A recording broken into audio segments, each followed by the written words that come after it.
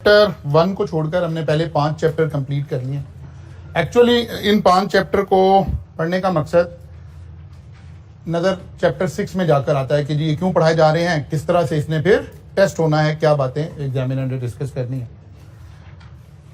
5 different aspect discuss हो रहे हैं। इकोनॉमिक एस्पेक्ट डिस्कस हुआ, फिर और क्या डिस्कस हुआ जी, सोशल हुआ, फिर लीगल हुआ, फिर टेक्नोलॉजिकल हुआ, फिर हमने उसका एक थोड़ा सा एंगल और देखा कि टेक्नोलॉजी ने किस किस इंडस्ट्री में आकर मेजर चेंज इंट्रोड्यूस की और पता चला कि फिर उस बिजनेस के जो नॉर्म्स हैं वो डिफरेंट होना शुरू हो गए। अब अगेन प्रॉब्लम वहीं खड़ी रहेगी। आखिरी 2 चैप्टर मैंने आपसे कहा, चैप्टर 4 एंड चैप्टर 5, यहां से आप लिटिल बिट थ्योरेटिकल चीजें भी एक्सपेक्ट करेंगे। बाकी चैप्टर में से आपने उन चीजों को हाईलाइट करना सीखना है। मतलब फिर हमने लास्ट टाइम 3 क्वेश्चन डिस्कस किए हुए हैं, हम आज 4th क्वेश्चन को भी डिस्कस करते हैं। जब तक शुरू की अटेम्प्ट चल रही हैं, जब तक सवाल ज्यादातर ऐसे बनेंगे, जाहिर एक अटेम्प्ट हुई है आपकी, अभी ये दूसरी अटेम्प्ट है, फिर तीसरी, फिर चौथी, यहां तक तो सवाल ज्यादा चलेंगे कि एग्जामिनर बहुत अच्छी क्वालिटी के सवाल नहीं बनाएगा, बल्कि ऐसे सवाल बनाएगा कि बज़ाहिर लगेगा कि केस स्टडी हो रही है, लेकिन एक्चुअली केस स्टडी नहीं होगी, वो थ्योरेटिकल क्वेश्चन ही होगा। यानी आपको ये अज्यूम करना पड़ेगा कि ये होता तो क्या करते, ये होता तो क्या करते, ये होता तो क्या करते। फिर कुछ अटेम्प्ट हो जाएंगे, फिर एग्जामिनर इसमें फैक्ट्स एंड फिगर्स इंसर्ट करनी शुरू करेगा, जहां से आप एनालिसिस करके बताएं कि हम कहां खड़े हैं, हालात अच्छाई की तरफ जा रहे हैं या बुराई की तरफ जा रहे हैं। हाँ, जो चैप्टर हमारे 7 एंड 8 से सवाल आएंगे वो थोड़े से न्यूमेरिक साइड उसमें नजर आएगी, फिगर्स उसमें नजर आएंगी, लेकिन ये जो पहले 5 चैप्टर हैं इसमें से हमें इतना ज्यादा न्यूमेरिक साइड इतनी नजर नहीं आएगी। इसके जो सवाल भी होंगे वो भी हमें थ्योरेटिकल साइड से ही होते हुए नजर आएंगे। अब हमारे जहन में क्या बात होनी चाहिए, मसलन 1 by 1 हम बात करते हैं कि अगर किसी सवाल में हमें इकोनॉमिक कंडीशन डिस्कस करनी पड़ जाए। एक है कि इकोनॉमिक कंडीशन गिवन है, वो कुछ फैक्ट्स कुछ फिगर्स बता रहा है। अब इकोनॉमिक कंडीशन के फैक्ट्स एंड फिगर क्या क्या हो सकते हैं, जरा रिकॉल कीजिए। जीडीपी सबसे पहला, जीडीपी हो सकता है, फिर स्टॉक एक्सचेंज इंडेक्स, क्योंकि ये भी तो इकोनॉमी का बैरोमीटर है, इन्फ्लेशन, अनएम्प्लॉयमेंट, इस तरह की बातें और भी जाहिर है 2 3 4 बात। जब आप सवाल चैप्टर पढ़ रहे थे ना, तो वहां हो सकता है ये डेफिनेशन भी लिखी हो कि जीडीपी होती क्या है, जीडीपी मेजर कैसे करते हैं। मोस्ट ऑफ द टाइम ये अब रिक्वायर्ड नहीं।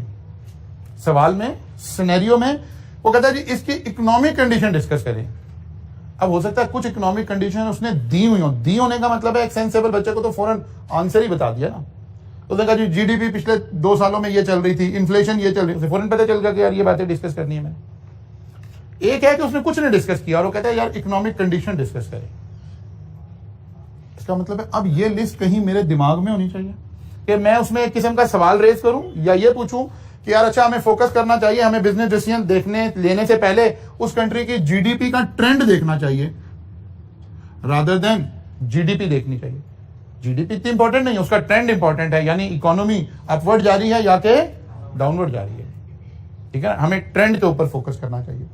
स्टॉक एक्सचेंज के इंडेक्स का ट्रेंड देखना चाहिए किधर जा रहा है, इन्फ्लेशन का ट्रेंड देखना चाहिए।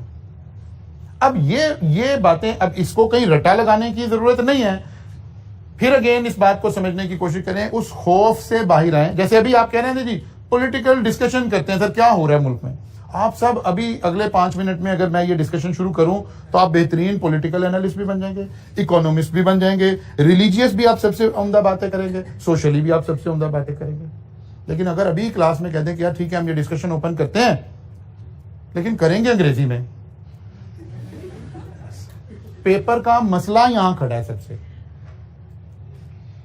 हो सकता है आइंदा आने वाले दिनों में कुछ नहीं ना, वो डिसरप्टिव टेक्नोलॉजीज इसीलिए पढ़ाई जा रही हैं। हो सकता है कुछ अरसे के बाद लोग जो मुल्क की बागडोर संभालने वाले लोग हैं वो कहें यार बच्चा पेपर ना बोल दिया करे, आके लिखा ना करे, अपनी लैंग्वेज में बोल दे, फिर आप बेहतरीन पेपर सब पहले अटेम्प्ट में पास हो जाएंगे। प्रॉब्लम लिखने में है, उसी से ही आप भागते हैं। मतलब अभी आप सोच लें कि जी इकोनॉमी कहां खड़ी है, क्या आपको नहीं पता पाकिस्तान की इकोनॉमी क्या खड़ी है, किसका क्या इंपैक्ट आ रहा है, किसका नहीं आ रहा, सब कुछ आपको पता है। वो जो आप रोज मेरे से पूछते हैं ना कि सर बताएं ना सवाल कैसे आएगा, इसकी प्रॉब्लम अंग्रेजी है। आप जरा पाकिस्तान की के सोशल फैक्टर डिस्कस करना चाहिए, पाकिस्तान के इकोनॉमी, किसी भी दुनिया के मुल्क, जो मुल्क का आपने नाम भी नहीं सुना था, आप उसके बारे में भी डिस्कशन करें। क्या हम श्रीलंका के बारे में नहीं कर रहे, क्या हम यूक्रेन के बारे में नहीं कर रहे, क्या हम रशिया के बारे में नहीं कर रहे, क्या हमें ईरान इराक का मसाइल नहीं पता, क्या हमें अफगानिस्तान की बातें नहीं पता, हमें सारी पता है। प्रॉब्लम है अंग्रेजी लिखना। वहां से आप डर के फिर कहते हो सर ऐसे नहीं ऐसे था, ऐसे नहीं ऐसे था। तो कुछ बातें आपके जहन में हों। सोशल फैक्टर में क्या बातें करेंगे जी? सोशल फैक्टर का वाला चैप्टर देखें, स्लाइड देखें, आपको पता चले यार एजुकेशन डिस्कस करनी चाहिए थी, डेमोग्राफिक डिस्कस करनी चाहिए थी, लोगों की एज, लोगों का बाकी लोगों की परचेजिंग पावर देखनी चाहिए, उसमें ट्रेंड क्या है, कल्चर क्या है, नॉर्म क्या है, लोग चेंज को एक्सेप्ट करते हैं कि नहीं करते, लोगों के बिलीव्स क्या हैं। मतलब कोई टेक्नोलॉजिकल प्रोडक्ट की बात हो रही है और लोगों के बिलीव ये है कि जनाब जो व्हाट्सएप है, जो फेसबुक है, जो सोशल मीडिया है, ये तो दज्जाली मीडिया है, इससे बच्चों को बचाना चाहिए, इसको दिखाना नहीं चाहिए। ये तो डिफरेंट है। लोग चेंज को एक्सेप्ट करते हैं कि नहीं करते हैं। अब हो क्या रहा है, एग्जामिनर ने अगर तो वो ये डेटा बता देता है तो इसका तो मतलब है आंसर बता दिया उसने। वो कहता है जी फेसबुक के यूजर पहले इतने थे अब इतने हो गए हैं, या सोशल मीडिया के ओवरऑल यूजर इतने थे अब इतने हो गए हैं, टोटल कंट्री में पहले इतनी सिम्स थी अब इतनी हो गई हैं। ये तो पता लगना शुरू हो गया कि यहीं से तो मैंने बात पकड़नी है, आसान हो गया काम। अब वो क्या करता है, वो ये बताता नहीं है, वो कहता है इसका सोशल एनालिसिस करके बताएं। यहां आप फंस जाते हो। बार बार मैं कह रहा हूं, हमें हेडिंग्स के नाम याद रखने हैं। 2 चैप्टर है जहां उन चीजों को डिफाइन करके एक्सप्लेन करना पड़ सकता है, चैप्टर 4 एंड 5, तो उसे थोड़ा सा रटा लगा लें। बाकी चीजों में ओवरऑल ओवरऑल ओवरऑल ओवरऑल। फिर कहते हैं कि इसका लीगल बताइए क्या है, लीगल सिस्टम को वैल्यूएट करें। क्या वैल्यूएट करें? कंट्री में लॉज कौन से हैं, कंपनीज की फॉर्मुलेशन से रिलेटेड लॉज क्या हैं, एम्प्लॉयमेंट से रिलेटेड लॉज क्या हैं, मिनिमम वेज से रिलेटेड लॉज क्या हैं, किसी को रिडंडेंसी लॉज क्या हैं, और हेल्थ एंड सेफ्टी के लॉज क्या हैं, ठीक है ना, ये सारे चाइल्ड लेबर के लॉज क्या हैं, ठीक है ना। फिर एक लफ्ज और कहीं लिख लें, ये लफ्ज लिख लें, अगर कहीं आपको मौका मिल गया और ये लिखा है तो एग्जामिनर कहेगा अच्छा यार क्या बात है, बच्चों कोई बात नहीं। एक पढ़े सस्टेनेबिलिटी रिपोर्टिंग, एक लफ्ज लिखें सस्टेनेबिलिटी रिपोर्टिंग। आज हम दुनिया जो है वो ये लॉज ये लीगल सिस्टम में हम देखेंगे। अच्छा इसको हम सोशल में भी लाके कर सकते हैं। मसलन यूरोप में या बाकी जो सिविलाइज्ड वर्ल्ड है, आपको याद होगा हमने ये बात सुनना शुरू की कि आज से कोई 15 साल पहले हमारी एक्सपोर्ट के ऊपर एक बड़ी प्रॉब्लम आना शुरू हो गई कि जो फर्स्ट ईयर की कंट्रीज थी, इकोनॉमीज थी, उन्होंने कहा कि यार नहीं आपके यहाँ चाइल्ड लेबर काम करती है, तो अब ये चाइल्ड लेबर रिमूव करें या हम अपने ऑर्डर आपसे कैंसिल करें। हमारी कंट्री में ये अवेयरनेस आ चुकी है कि कस्टमर ये चाहता है जब मैं कोई चीज खरीदने जा रहा हूं, कोई प्रोडक्ट खरीदने जा रहा हूं, तो वो इससे पहले कस्टमर इंश्योर करना चाह रहा है कि इस इंडस्ट्री में चाइल्ड लेबर तो नहीं है। मतलब वो ये शर्ट परचेज करने जा रहा है तो वो इंटरेस्टेड है कि पता चले इस शर्ट की मैन्युफैक्चरिंग में इस इदारे में चाइल्ड लेबर काम करती है। वो कहते हैं ये शर्ट नहीं खरीदनी, ये ब्रांड नहीं खरीदना, इसको साइड पे करें, इसके अलावा खरीदें। Social awareness. अब क्या हुआ, लॉज बनने शुरू हो गए। ये वो डिस्पर्टिव उससे ही बोलते, ये एक पहला काम था, ये बात आ गई। अब ये बात कहीं रुक नहीं रही है, उससे अगला लेवल, उससे अगला लेवल, उससे अगला लेवल, उससे अगला लेवल। आज हम एक नई साइंस पढ़ रहे होते हैं, सस्टेनेबिलिटी रिपोर्टिंग, कि क्या ये कंपनी सस्टेन करेगी इन नए रूल्स रेगुलेशंस के अंदर आकर। मसलन अगर आज आप यूरोप को एक्सपोर्ट कर रहे हैं, अमेरिका को एक्सपोर्ट कर रहे हैं, तो वो सिर्फ इस शर्ट के बारे में इसमें इंटरेस्टेड नहीं है कि यहाँ चाइल्ड लेबर थी कि नहीं थी। नहीं, वो कहते हैं जब इस शर्ट की डाइंग हुई है तो ये पता चले कि इस कंपनी ने डाइंग के बाद वाला पानी कहाँ फेंका है, क्या ट्रीटमेंट प्लांट लगा हुआ था या नहीं लगा हुआ था, इसकी सर्टिफिकेशन दें, अदरवाइज हम ये शर्ट नहीं खरीद रहे। फिर कहते हैं जब डाइंग हुई है तो प्रोसेस क्या लगा है ये बताया जाए। जो अगर वो एनवायरमेंटल फ्रेंडली प्रोसेस नहीं है फिर ये जितनी मर्जी अच्छी शर्ट है फिर हमें नहीं खरीदनी है। फिर कहते हैं इससे आगे चले, जब ये शर्ट तैयार हो गई फिर ये वॉश हुई है, इसकी वॉशिंग में कितना पानी कंज्यूम हुआ है। अब जो दुनिया के स्टैंडर्ड्स हैं, जो वर्ल्ड स्टैंडर्ड है, अगर उससे ज्यादा पानी कंज्यूम हो रहा है तो कहते हैं यार ये शर्ट नहीं हमने खरीदनी, ये तो नेचुरल रिसोर्सेज को जाया कर रही है कंपनी। इन सारे नई अवेयरनेस के लॉज को हम क्या करें, सस्टेनेबिलिटी रिपोर्टिंग। लीगल सिस्टम यहां खड़ा होने जा रहा है, स्टैंडर्ड्स बने। मतलब दुनिया में वर्ल्ड वाइड गाड़ी वॉश करने के लिए 1.5 लीटर पानी इस्तेमाल हो सकता है, हम यहाँ 100 लीटर से ज्यादा पानी इस्तेमाल करते हैं क्योंकि हमारे पास एक पानी है, बाकी तो कुछ है नहीं है। हम पानी जाया करना, हम बिजली जाया कर सकते हैं, ना गैस ज़ाया कर सकते, है ही नहीं ज़ाया क्या करनी है, ज़रूरत नहीं पूरी है। पानी अल्लाह ने हमें खुला दिया, लोग अब वो भी हमें पाबंदी लगा रहे हैं कि बताओ शर्ट पे पानी धोने में कितना लगाया। तो अब आप कहेंगे सर 1.5 लीटर की बोतल तो इतनी देर से गाड़ी कैसे वॉश होगी? तो कहते हैं यार ऐसे थोड़े वॉश हो रही जैसे आप लोग कर रहे हो। आप लोग तो घर का गिराज कभी जरा खड़े होकर देखें, वो काम वाली कैसे वॉश कर रही है, वो झाड़ू नहीं लगा रही, पानी के प्रेशर से ऐसे ऐसे वो उसको वॉश कर रही है। ये मनाजिर इसी दुनिया में नजर आ सकता है, वर्ल्ड में और कहीं नहीं नजर आ सकते। वो तो कुछ क्लाइमेट का फर्क है ना, कुछ जगह ऐसी हैं जहाँ की जो मिट्टी है वो भारी है, वो उड़ती नहीं है। मतलब मैं उसमें से एक वो मॉरिशस की एग्जांपल देता हूँ। हम मॉरिशस में कोई तकरीबन 15 दिन का स्टे हमारा होता था, 10 दिन से 15 दिन के लिए हम जाते थे। तो हमें वहाँ ड्राइविंग अलाउड थी, हम वहाँ भी ड्राइविंग कर लेते थे, तो गाड़ी हमें मिल जाती थी कंपनी की तरफ से, कॉलेज की तरफ से। 15 दिन में उस गाड़ी को डस्टिंग की जरूरत नहीं पड़ती थी, बिल्कुल डस्ट फ्री एरिया है ना। शूज 15 दिन में कभी भी दोबारा साफ करने पड़ते थे। ये तो चले दुनिया में कई मुल्क ऐसे होंगे, कई नहीं होंगे, लेकिन जहां है भी वो कह रहे हैं भाई अगर डस्ट है पहले आप इसे एयर से रिमूव कर लेंगे, फिर आप 1.5 लीटर पानी को इक्विपमेंट की मदद से स्टीम में कन्वर्ट करेंगे, उस स्टीम प्रेशर से आप गाड़ी वॉश करेंगे और वो इससे बेहतर वॉश हो जाएगी, कोई प्रॉब्लम। जाहिर है इसके ये अवेयरनेस कब आई है? जब टेक्नोलॉजिकल डेवलपमेंट होगी है। अब जब तक टेक्नोलॉजिकल डेवलपमेंट नहीं है जब तक तो आप वहीं खड़े हैं। अब ये सारी बातें, आज बिजनेस करना इतना आसान नहीं रह गया। अगर आपने दुनिया की पहली स्ट्रीम के लोगों के साथ काम करना है तो फिर उनके स्टैंडर्ड्स पे काम करना पड़ेगा। वहां अवेयरनेस ये है कि जनाब ऐसे नहीं करना। वो आपसे ब्रांड नहीं खरीद रहे। अब वो कहते हैं मार्क्स एंड स्पेंसर पाकिस्तान से बन के आया तो इसने वॉशिंग रेशो बताया क्या है, नहीं तो मार्क्स एंड स्पेंसर वो खरीद लेंगे जो पोलैंड से आया है, जो कहीं और से आया है। हम इस रेशो के बगैर चीज नहीं खरीदेंगे। अब ये सारी सर्टिफिकेशन आनी शुरू हो गई हैं। जी बेटा आप कुछ पूछ रहे? मैंने कहा कहने लगा जो आपने शर्ट पहनी इस पे पानी कितना लगा है? क्या काम खराब हो गया? जी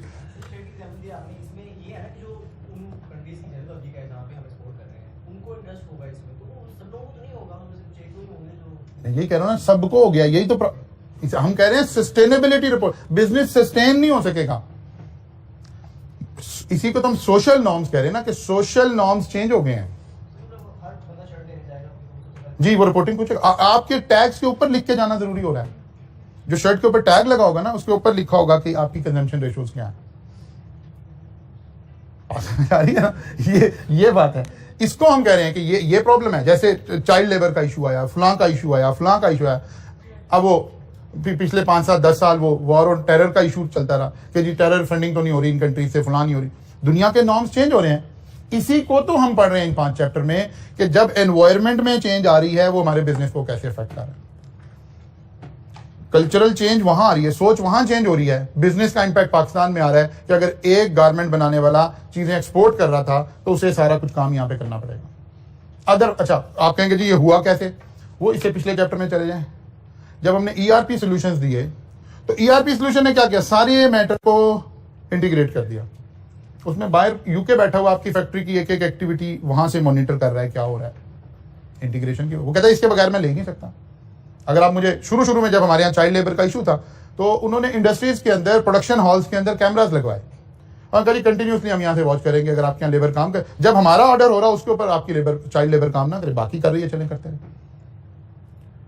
हर माशरे ने अपने कल्चर के मुताबिक बिजनेस करना है। हम चीजें इंपोर्ट कर रहे हैं। ईटेबल्स अगर पाकिस्तान में इंपोर्ट हुए, चले आजकल तो हमने पाबंदी लगाने की सोची है, ठीक है ना। हमारे यहाँ सबसे मेजर इशू इंपोर्ट की स्टेज पे क्या होगा? हलाल है कि हराम है, सर्टिफिकेशन रिक्वायर्ड है। आप यूके में कहीं और एक्सपोर्ट करें, वहां ये सर्टिफिकेशन रिक्वायर्ड नहीं है। तो इसका मतलब है ये बड़ा अहम मसला है। हर जगह में वहां के नॉर्म्स बड़ा अहम मसला है, ठीक है ना। हमारे लिए हलाल हराम है। अब आप कोई ये तो नहीं कह सकता कि जी हमें कुछ को अवेयरनेस होगी कुछ को नहीं होगी। नहीं, सोशल नॉर्म्स का मतलब ही है कि सबको अवेयरनेस होगी। जब हम कहते हैं वहां सोशल नॉर्म्स चेंज हो गए हैं, इसका मतलब है पब्लिक एट लार्ज पर अवेयरनेस आ चुकी। अच्छा जी चलिए आते हैं, 3 क्वेश्चन हमने पहले डिस्कस किए हुए थे। क्वेश्चन नंबर 4 को देखते हैं। चलो, जब हम इन रिसोर्सेज को कम कंज्यूम करेंगे तो जरूरी नहीं है हमारी कॉस्ट बच रही हो, बाद जगह कॉस्ट ज्यादा आ रही होगी। मसलन आपने शर्ट की डाइंग हुई, डाइंग में केमिकल इस्तेमाल हुए, ये पानी हम उठाकर एज इट इज फेंक देते हैं। भाई कोई नाला है, वट एवर कोई भी है, या कोई इंडस्ट्री है उसने चलो नाले में नहीं फेंका, उसने एक बोर किया हुआ है वो उसके अंदर डाल रहा है। इन एनी केस ये पानी कहां चला गया? समुद्र में वापस चला गया। इसीलिए शहरों का सारा पानी कंटेमिनेट हो गया हमारा। मतलब आज से 15 साल पहले लाहौर में से टैप पानी पीते थे, टैप वाटर पीते थे, आज नहीं पी सकते। फैसलाबाद में नहीं पी सकते, ये इसमें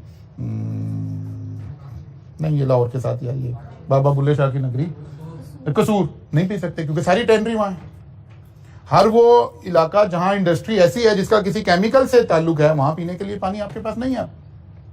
इसका मतलब है कि ये सारी चीजें हमारा अब वो रिक्वायरमेंट क्या आ रही है कि जी आप इसके साथ ट्रीटमेंट प्लांट लगाएं, पानी को साफ करके ये कंटेमिनेशन रिमूव करके फिर समुद्र में फेंकें, तो कॉस्ट तो बढ़ गई है, कम नहीं हुई। तो कहीं कॉस्ट बढ़ रही है, कहीं हम उसे कॉस्ट का इंपैक्ट नहीं देख रहे, हम एनवायरमेंट को प्रिजर्व करने के लिए इसी तरह से सर्टिफिकेशन रिक्वायर्ड है कि आपकी वो कार्बन डाइऑक्साइड, कार्बन मोनोऑक्साइड आपकी फैक्ट्री से कितनी निकल रही है, जिसे हम धुआं कह रहे हैं। वो कह रहे हैं उसके बगैर हम नहीं परचेजिंग करेंगे। अगर आप एनवायरनमेंट को डैमेज कर रहे हैं तो फिर तो ये नहीं, तो चीजें नहीं खरीदी जा सकती इस फैक्ट्री से। लेकिन ये अवेयरनेस अभी एक रीजन तक है, उस रीजन से बिजनेस करना है तो मसला है, पाकिस्तान में करना पड़ता है, इससे क्या फर्क पड़ता है? ठीक है ना, ये बात है। अच्छा जी, क्वेश्चन नंबर 4 पढ़ें जी इसको जरा, आपकी बुक ही का चैप्टर नंबर 6 से क्वेश्चन नंबर 4।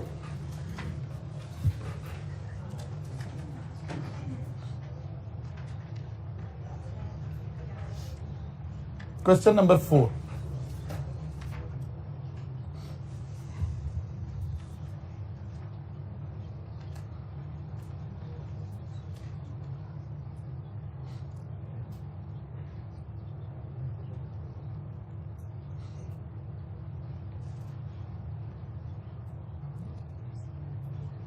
अब रीडिंग सबसे जरूरी, रीडिंग, केयरफुल रीडिंग, और उसको आप अपने ध्यान में बिठाएं कि यार ये क्या सिनेरियो है, फिर आगे चलेंगे।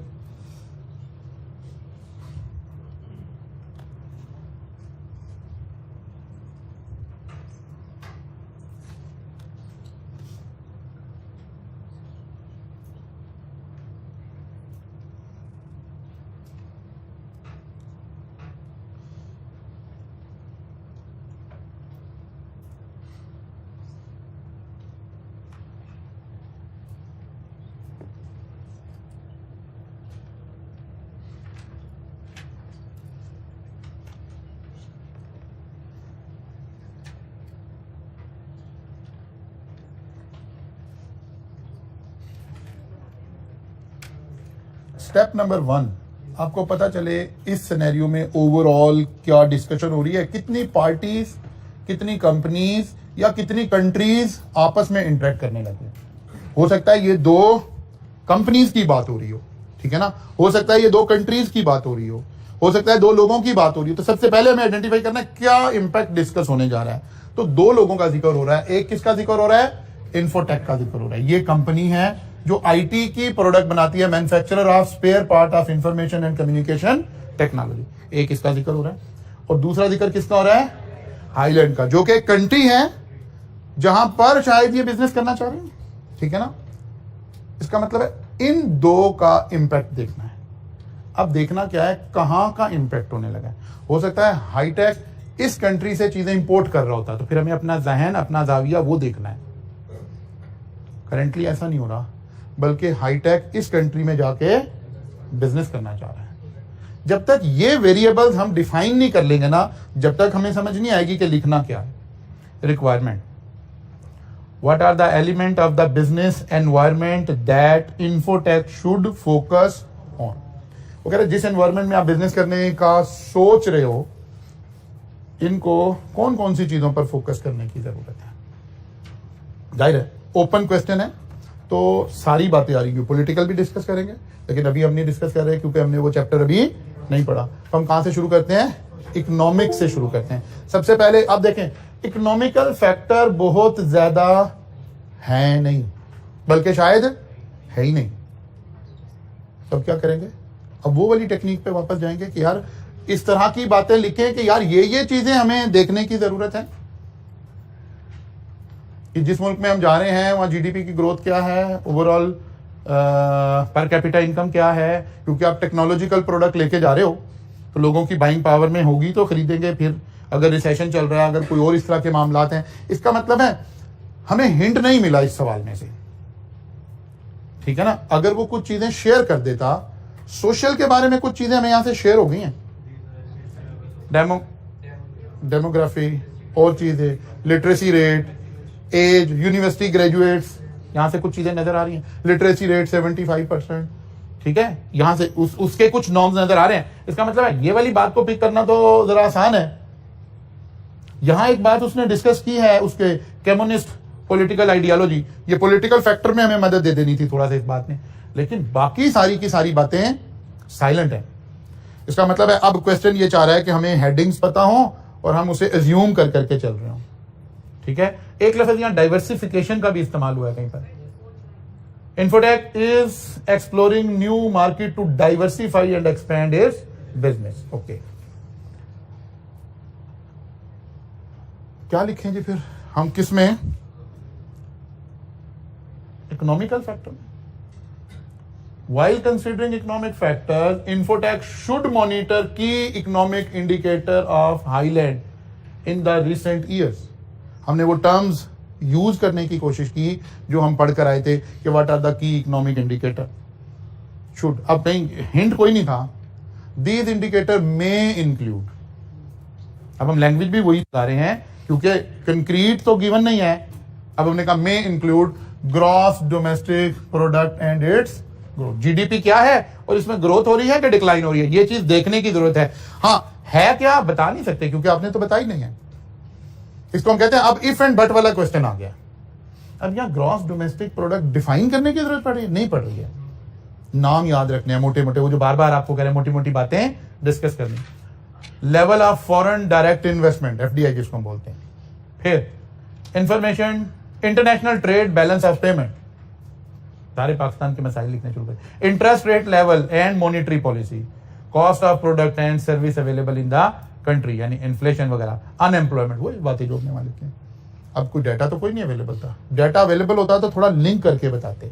वो कहता कि जी जीडीपी बढ़ रही है, हम कहते बड़ी अच्छी कंट्री है, जीडीपी बढ़ने का मतलब है लोगों की इनकम बढ़ रही है, पर कैपिटा इनकम बढ़ रही होगी, इसका मतलब है लोग आईटी की प्रोडक्ट क्योंकि नॉर्मली कॉस्टली है, नॉर्मली वो है, तो ये ज्यादा फेवरेबल बात है।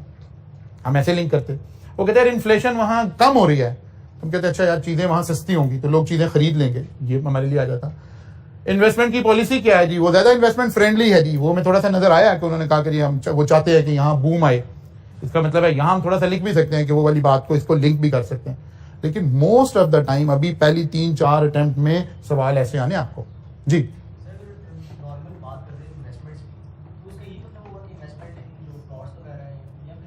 Foreign direct investment, industry plot, सारे हर चीज। आप अभी अभी अब आहिस्ता आहिस्ता शुरू करें ना। आप स्टेट बैंक की वेबसाइट को विजिट किया करें, वो हर वीक आपको बताती है कि इस साल इस वीक में फॉरेन इन्वेस्टमेंट इंक्रीज हुई है कि डिक्रीज हुई है। यानी कुछ लोग हैं जो फॉरेन इन्वेस्टर थे, उन्होंने शेयर बेचे, बाद वापस ले गए अपना पैसा। कुछ लोग हैं जो इन्वेस्ट कर रहे हैं, तो ये इंडिकेटर बता रहा है कि क्या हो रहा है। इकोनॉमिक इंडिकेटर के चैप्टर में बात करें जी। नहीं, हल्का हल्का टच करना पड़ेगा क्योंकि एक खाली पॉइंट अगर आया है तो एक नहीं, हमें देखना है ना मार्क्स कितने हैं, उसके साथ अटैच करके फिर सोचेंगे। ये जिस तरह का सवाल इस वक्त बना हुआ है, इसका मतलब है अराउंड 7-8 मार्क्स का सवाल बना हुआ है, जिसमें वो 4-5 फैक्टर हमारे से पूछना चाह रहे हैं। तो फिर हम इफ एंड बट लगा के थोड़ा सा डिस्कस कर देंगे। इकोनॉमिक इंडिकेटर सवाल में कुछ गिवन नहीं था। हमने स्लाइड से, किताब से जो अल्फाज सीखे हुए थे कि what are the main indicator, उसकी मदद से हमारा आंसर चल रहा है। अच्छा जी, चलिए आगे चलते हैं। सोशल फैक्टर, पहले वापस आते हैं। सोशल फैक्टर में देखें जी क्या चीजें नजर आ रही है। लिटरेसी रेट नजर आ रहा है, सारे लोग यूनिवर्सिटी स्टूडेंट्स हैं, ये बात नजर आ रही है, बस ठीक है ना। आईटी गवर्नमेंट भी चाह रही है आईटी, ये तो 2-3 चीजें जो गिवन है। बाकी इफ एंड बट लगा के अगर हमारे पास कोई अवेलेबल इंफॉर्मेशन है, जहन में कोई बात है सोशल फैक्टर्स की, तो फिर उसे इफ एंड बट लगा देंगे, बिकॉज गिवन कुछ नहीं है ज्यादा। Considering the social environment of Highland, it can be noted that situation of Highland seems favorable for companies like Infotech. अब उसने पहला एक ओपनिंग पैराग्राफ लगाया कि बज़ाहिर, जिसे हम कहते हैं ना बादियुन नजर में, बज़ाहिर नजर आता है कि फेवरेबल हालात हैं। क्यों? People in Highland are adopting technology at faster rate as compared to the other countries in Asia. They are open and willing to experience innovative product and services. Infotech should also consider education level in Highland and especially languages that are commonly spoken as that will affect the. वो कह रहा है कि भाई ये भी देखना चाहिए कि यहाँ लैंग्वेज क्या चल रही है। मतलब अगर हम चाइना में जाते हैं तो पता चलता है वहाँ मेन लोग चाइनीज पर रिलाई कर रहे हैं। चाइना में सबसे ज्यादा डिमांड किस बंदे की होती है? ट्रांसलेटर की होती है। ठीक है, कहते हैं इस वाली बात को भी हमें देखना चाहिए। Youth is primary target market for technological product. अब हमें ना कुछ जर्नलाइज बातें सीखनी है कि यार कौन सा बिजनेस आ रहा है, वो किस सेक्टर को हिट कर रहा है। अब जाहिर है टेक्नोलॉजिकल प्रोडक्ट में यूथ को हमें लिंक करना चाहिए ना। फिर उसने एक लिंक भी दिया कि ज्यादा लोग यूनिवर्सिटी ग्रेजुएट्स हैं, इसका मतलब है एज भी हमें थोड़ी नजर आ रही है कि यंग पॉपुलेशन अवेलेबल है। अगर हम यही कोई मेडिकल इक्विपमेंट सेल करने जा रहे होते तो हम यूथ से इतना खुश ना हो रहे होते, हम ओल्ड एज वाले लोगों में इंटरेस्टेड होते कि यार अगर हमने कोई ब्लड प्रेशर का इक्विपमेंट सेल करना है, कोई शुगर टेस्टिंग की मशीन सेल करनी है, तो हम यूथ के लफ्ज से खुश ना हो रहे होते। हमें तो एज के वो लोग चाहिए जहां हमारी प्रोडक्ट सेल हो रही होगी, फिर हम उसमें इंटरेस्टेड होते। Youth is primary target market for technological products. The larger the market, the more beneficial it for the infotech. It is important for the infotech to study the demographic of Highland population in terms of age, gender, and social classes. Social classes are very important. Okay, social classes से क्या मतलब है? लोगों का socially status क्या है? GDP तो हमें ओवरऑल वो एग्जांपल याद करें, हमने कहा जी एक घर एक सोसाइटी है, सब लोग गरीब हैं, और उस सोसाइटी में अगर मलक रियाज जाके रहना शुरू कर दे तो जीडीपी तो बढ़ गई एकदम से, लगेगा सब लोग अमीर हैं। नहीं, देखना है सोशल क्लासेस कैसे हैं, अमीर और गरीब के दरमियान डिफरेंस कितना है। ठीक है ना।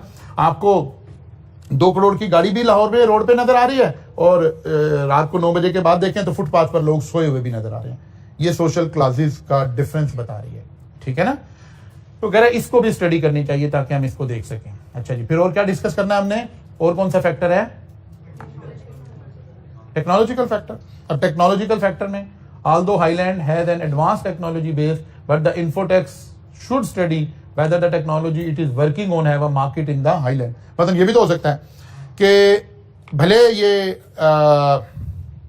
हाईटेक इंडस्ट्रीज की बातें हो रही हैं, मतलब फर्ज कर लेते हैं हम हाईलैंड जो है इसकी टेक्नोलॉजी 5G बेस है सारी की सारी, और अभी उस कंट्री में 3G चल रहा है, 4G भी नहीं आया हुआ। तो हमें ये भी देखना पड़ेगा ना कि इंफ्रास्ट्रक्चर क्या है, वहां चेंज को अडॉप्ट कितना कर रही है। जब तक गवर्नमेंट सपोर्ट नहीं करेगी, जब तक हम उसको नहीं लेकर नहीं जा सकेंगे। तो ये इसी तरह की थोड़ी सी बातों को यहां हमने लिंक कर दिया। फिर और क्या देख सकते हैं? लीगल फैक्टर देखना है। लीगल फैक्टर में हमें किस तरह की बातें कंसिडर करनी है। अब अगर हम सवाल पर वापिस आए तो लीगल फैक्टर से रिलेटेड कुछ भी नहीं लिखा हुआ। इसका मतलब है लीगल फैक्टर का आंसर देना है तो हमें इफ एंड बट से देना पड़ेगा। ये है, ये देख लें, ये देख लें, ये देख लें, ये भी कंसिडर करना चाहिए, ये भी, क्योंकि यहां तो लीगल फैक्टर की तो कोई बात नहीं डिस्कस हुई। कंट्री में लॉज क्या है, कोई मिनिमम वेज का रेट है कि नहीं है, कोई रिडेंडेंसी से रिलेटेड है कि नहीं है, कोई ओल्ड एज बेनिफिट देने पड़ते हैं कि नहीं देने पड़ते, कुछ बात नहीं पता, कोई रूल्स नहीं पता। वो कहते नहीं जनाब इस कंट्री में फलां काम है। अच्छा, कंपनी में कस्टमर के राइट्स क्या हैं, कोई पता नहीं है। वारंटीज का क्या स्टेटस है, कोई पता नहीं है। हम चीजें बेच दें, कल को खराब निकल आए तो company culture of the country क्या है, पाकिस्तान की तरह कोई पूछने वाला नहीं है, या कोई बड़ा स्ट्रिक्ट कंट्रोल है। ये सारे फैक्टर हमने देखने थे ना, किसके लिए? लीगल फैक्टर ने। लेकिन गिवन तो कुछ भी नहीं है। अब जाहिर है हम कोई 1-2 अपने पास से लिखेंगे। As any other country Highland would have laws and regulation that foreign companies would be expected to follow. Some specific law that would need attention would be। अब इसमें इसकी लिस्ट के अलावा कुछ और भी हो सकता था, लेकिन चलें जो आईकैप ने लिखा, laws of incorporating a business. उस मुल्क में लॉ क्या है चीजों को इनकॉर्पोरेट, कंपनीज इनकॉर्पोरेट करवाने का लॉ क्या है। कफील चाहिए, बगैर कफील के काम हो। हम फौरन सोचते हैं ना जी सऊदी अरब में बिजनेस करना है, दुबई में बिजनेस करना है, यार वहां तो मैं जाके अपने नाम से बिजनेस नहीं कर सकता, मुझे तो एक लोकल कफील लेना पड़ेगा। फिर स्टेटस क्या है, ज्यादा तगड़ा कफील ही है। लेकिन अगर मैं यूके जा रहा हूं, मैंने यूके में जाके बिजनेस करना है, तो नहीं, मैं जाके कंपनी रजिस्टर करवाऊं, मैं अपना काम खुद करूंगा, मुझे वहां का कोई लोकल अपने साथ एज अ पार्टनर लेने की जरूरत नहीं है। फिर पता नहीं वो मुझे कुछ अरसे के बाद, अब वैसे आपके साथ और आपके कॉन्सेप्ट को क्लैरिटी के लिए कि हम कैसे चीजों को देख रहे होते हैं। मैं कहता हूं जी मैंने सऊदी अरब में जाके कंपनी बना ली, एक कफील अच्छा मिल गया, हम बिजनेस कर रहे हैं। अब मैं 2 साल 4 साल 5 साल 10 साल काम कर रहा हूँ, लेकिन फायदा कुछ नहीं है। मैं बिजनेस कर रहा हूँ, ओके डन, लेकिन मेरी इमिग्रेशन नहीं हो रही है, मेरे पासपोर्ट नहीं चेंज हो रहे हैं, मैं ये पाकिस्तानी कहला रहा हूँ।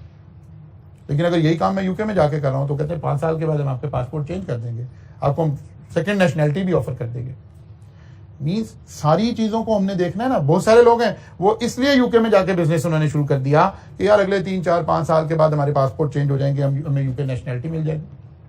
तो सारे लॉज रेगुलेशंस को देखना पड़ेगा ना।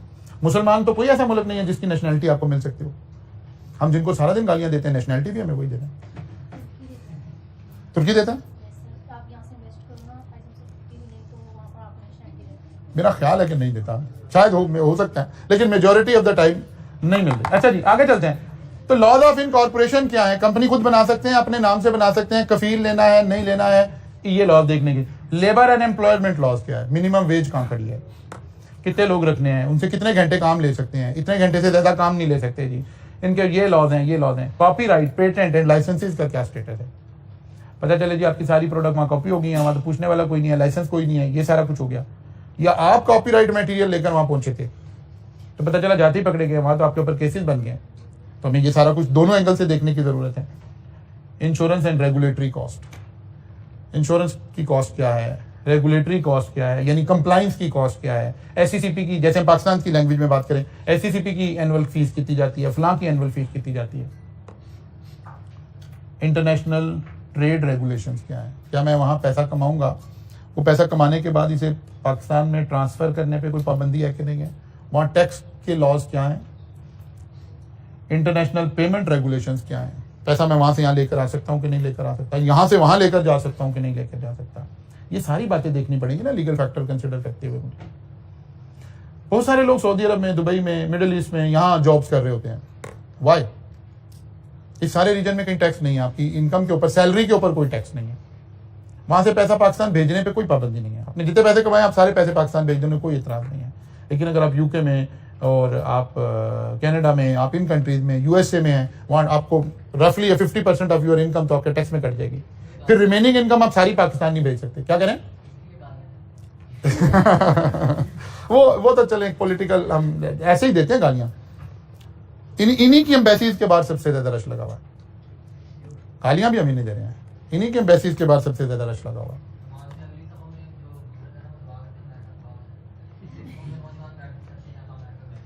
वीजा मिल जाए, अप्लाई किया हुआ, नेशनलिटी मिल जाए, ऐसे ही है। अच्छा, वैसे अगली वाले भी नहीं अब करते ये दुआ जो आप कह रहे हैं, मेरे ख्याल में